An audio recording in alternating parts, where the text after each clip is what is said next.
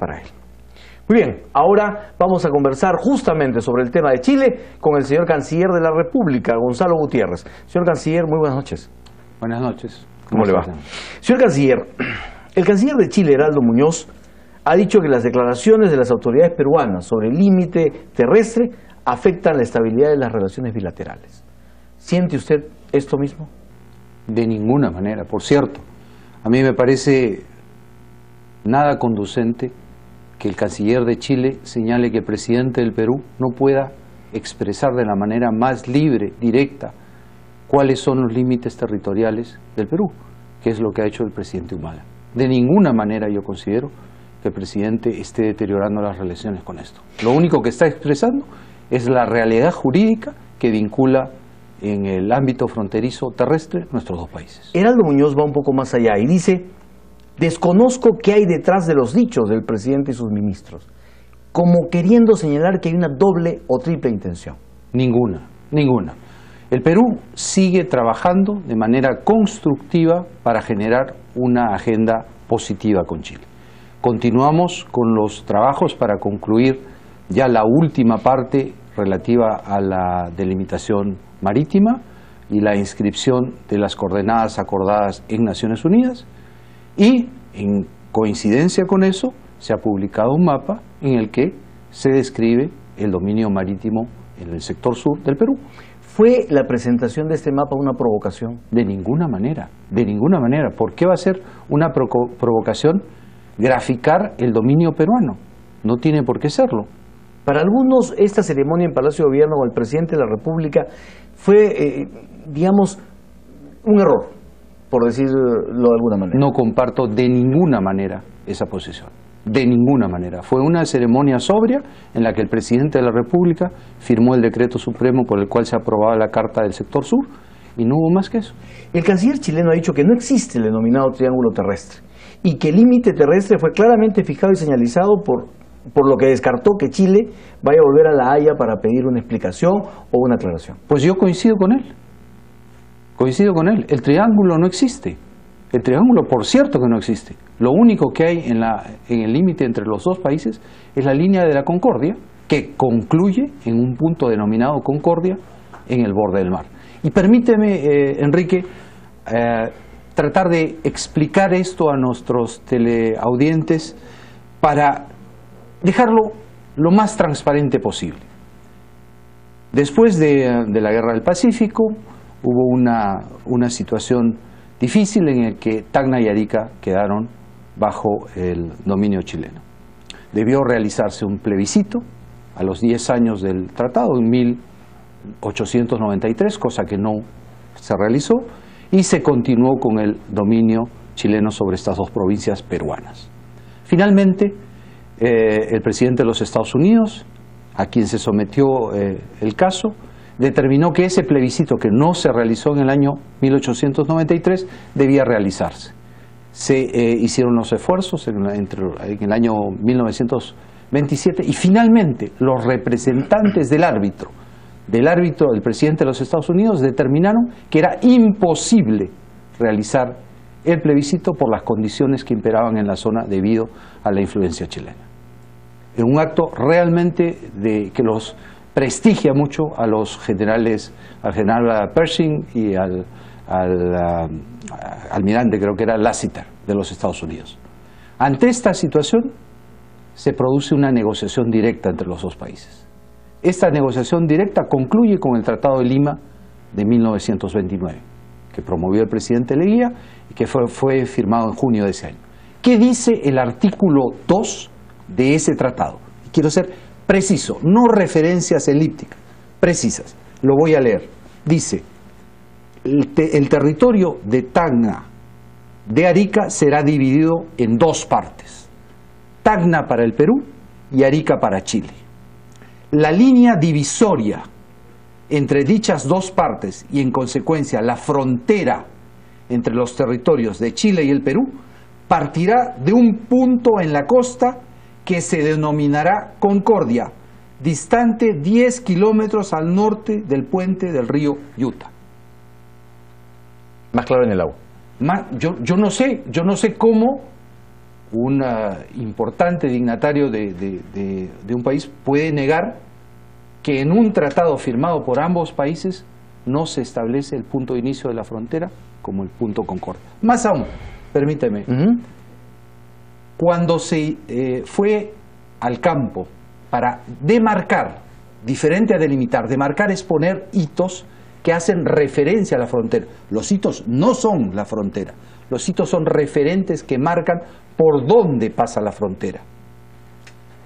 Hubo una controversia sobre en qué lugar debía concluir la frontera.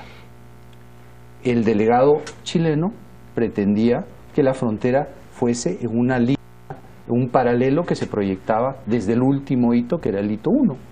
El delegado peruano decía que no, que las instrucciones eran muy claras, que debía ser un arco que concluyese en el mar. ¿Y qué le dicen los ministerios de Relaciones Exteriores de ambos países a sus delegados? Instrucciones idénticas que envían el Ministerio de Relaciones Exteriores del Perú y el Ministerio de Relaciones Exteriores de Chile a sus delegados sobre este punto. Se medirán 10 kilómetros desde el primer puente del ferrocarril Arica-La Paz sobre el río Yuta, la misma referencia del tratado, en dirección al norte en la Pampa de Escritos, y se trazará hacia el poniente un arco de 10 kilómetros de radio cuyo centro estará en el indicado puente y que vaya a interceptar la orilla del mar, de modo que cualquier punto del arco diste 10 kilómetros del referido puente del ferrocarril Arica-La Paz. Este punto de intersección del arco trazado con la orilla del mar será el inicial de la línea divisoria entre el Perú y Chile. Más aún, se colocará un hito, un referente, en cualquier punto del arco, no dicen en el borde, en cualquier punto del arco, lo más próximo al mar posible, pero que quede a cubierto de ser destruido por las aguas del océano. ¿Cómo puedo yo interpretar que el hito 1, que es colocado en un lugar lo más próximo al océano, pero que quede cubierto de ser destruido por las aguas, como el fin de la frontera? Más claro, ni el agua. Entonces, aquí yo no puedo compartir jamás la interpretación que porque el presidente de la República del Perú señala claramente que estos son los límites entre el Perú y Chile en el área terrestre, eso sea deteriorar las relaciones. ¿Por qué? ¿Rechaza entonces usted tajantemente las declaraciones del canciller Heraldo Muñoz? Yo no considero que esas declaraciones se justifican. ¿Cómo puede deteriorar las relaciones entre dos países que son amigos, que quieren trabajar hacia adelante, el desconocer cuál es su realidad jurídica sobre el tema? ¿Por qué reclama entonces Chile si esto está tan claro? Pues aquí ya podemos entrar a especular. Mi impresión es que el expresidente de Chile, cuando salió el fallo en la Corte de la Haya sobre el límite marítimo, totalmente distinto, en un ámbito diferente, pretendió retomar esa antigua aspiración que ya había sido zanjada en 1930. Quiero, Enrique, si me permite, poner aquí un mapa. ¿De acuerdo? No sé si lo puede ponchar la cámara. Este es un mapa de esa misma comisión demarcadora del año 1929 y 30. Lo tenemos en pantalla. Este es el gráfico que marca la línea y ustedes pueden ver que el arco se proyecta más allá del hito 1 hasta tocar la orilla del mar. ¿Y quién hizo este mapa tan preciso, tan detallado, con coordenadas, con grados? Pues está firmado ni más ni menos que por el señor Enrique Brieva, el delegado de Chile. Más no puedo decirle. Esto es, lo que usted está presentando es la prueba contundente de que Chile aceptó esa frontera. Esta es la frontera que aceptó Chile y que es la frontera entre el Perú y nuestro vecino país del sur. Esto, además, ha sido graficado en los mapas chilenos hasta el año 1998. A partir de 1998 se empieza a interrumpir esta constante del gráfico que toca la orilla del mar para interponer una especie que no tiene ningún sustento jurídico. Señor Canciller, es obvio que Chile va a insistir con su tesis. Como usted dice, las declaraciones del canciller chileno, además, generan o ponen sobre la mesa temas que él está suponiendo, ¿no es cierto?, cuando dice que hay otras intenciones, que podrían haber otras intenciones. Pero voy un poco más allá. Cuando a Chile se le plantea que exista la mediación de Estados Unidos para zanjar de una vez este problema, el canciller dice que no puede aceptar esa mediación, porque Chile no tiene por qué pedir que Estados Unidos decida respecto a un límite terrestre que fue claramente fijado y señalizado. Bueno, el Tratado de Lima de 1929 en su artículo 12 contempla un mecanismo para el caso en que haya interpretaciones diferentes, y esta es, en una primera instancia, una conversación entre las partes. Usted sabe que también para el caso en que hubiese diferencias en la demarcación se contemplaba ir al presidente de los Estados Unidos. Ya estaba eso establecido. En el año 29-30, si había dudas sobre dónde se colocaban los sitios, también se debía requerir al presidente de los Estados Unidos, y nunca se hizo. Las partes se pusieron de acuerdo. ¿No hubo necesidad? No hubo necesidad. Ahora, déjeme añadir un punto más. Yo he escuchado en una conversación en la televisión en Chile que el canciller de Chile señala que pues él ha hecho consultas con los Estados Unidos de manera informal y que los Estados Unidos no estarían dispuestos a mediar, a participar en dilucidar un tema como este. A mí me parece un poco complicado que el canciller de Chile se exprese sobre cuál puede ser o no ser la voluntad de otro país, ¿no? Porque obviamente Estados Unidos tiene que honrar su participación en los tratados y por otro lado tendrá que ser una consulta oficial, señor canciller. Tendrá que ser una consulta oficial y tendrá que ser una consulta que los dos países estemos dispuestos a hacer. Y que no creo que Estados Unidos se niegue a contestar oficialmente. Bueno, yo no voy a hacer lo mismo que el canciller de Chile, decir qué cosa harán los Estados Unidos. ¿Cree usted que Chile va a aceptar un diálogo bilateral sobre este tema?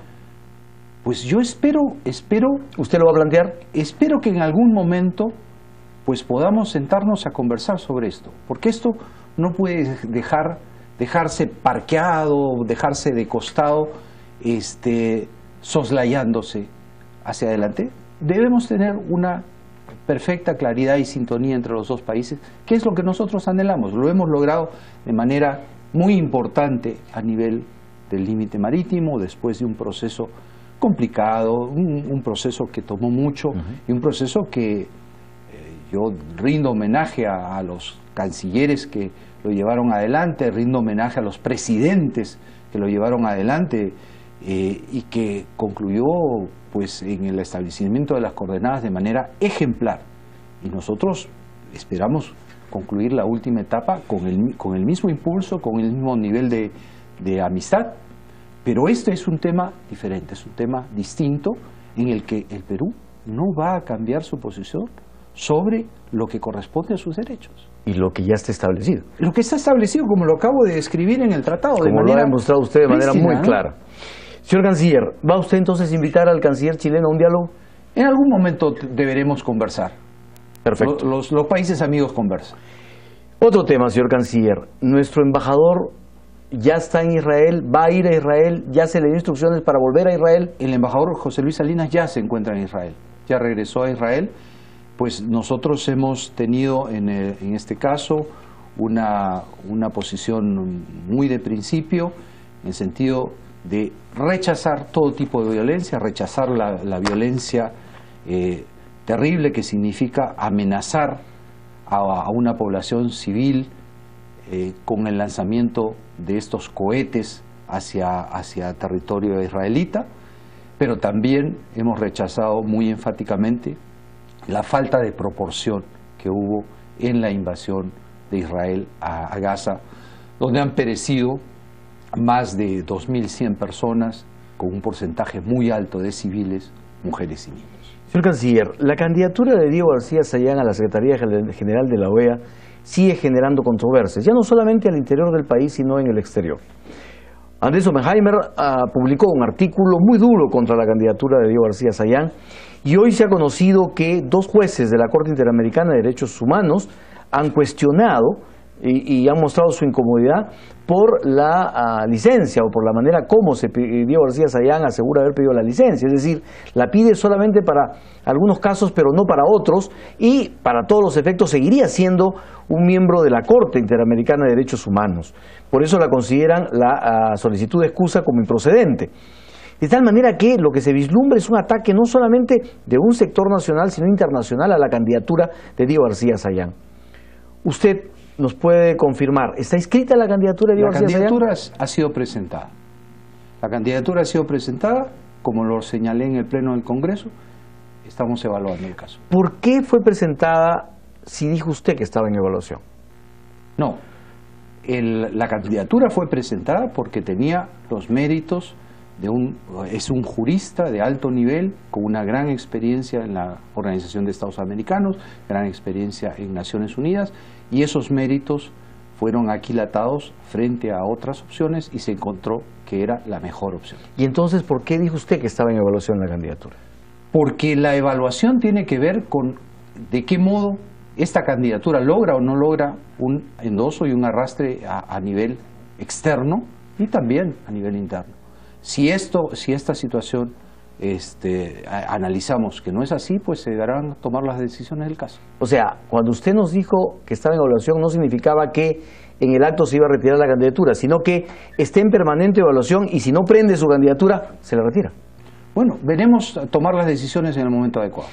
Sin embargo, se prevé una fuerte lucha ya no solamente como le digo, a nivel interno, sino a nivel externo de algunas otras personas. Bueno, la valoraremos y tomaremos la decisión adecuada en el momento adecuado. Señor Canciller, muchísimas gracias por esta presencia.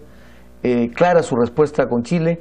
Esperemos que Chile tome nota de esto y, sobre todo, como usted dice, no contribuyan ellos, porque parece que desde ese lado se está haciendo, a debilitar relaciones bilaterales que ha costado mucho enhebrar muy bien, y sobre todo que incluso desde la ciudadanía pues se trató de preservar a pesar de lo que todos pensábamos podría ser la reacción frente al fallo de la Corte de la Haya. Muchísimas gracias. Gracias a usted. Muy amable.